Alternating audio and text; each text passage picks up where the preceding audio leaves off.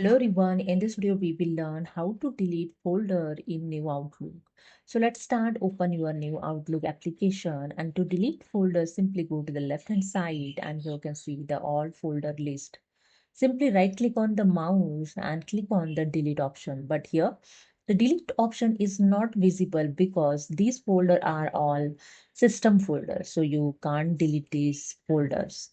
Okay, you can delete only created folder. So I just click on this archive folder and here the subfolder friend2. Okay, this folder I created so you can easily delete it. Okay, so right click on the folder and click on the delete option to delete this folder. You can see one dialog box is open, delete folder. Are you sure you want to move the folder sent to and all its contents to delete items?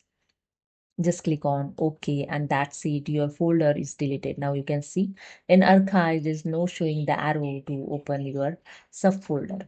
Okay, so this is the way you can delete your folder in Outlook. Hope you understood. If you like this video, please subscribe. Thank you so much.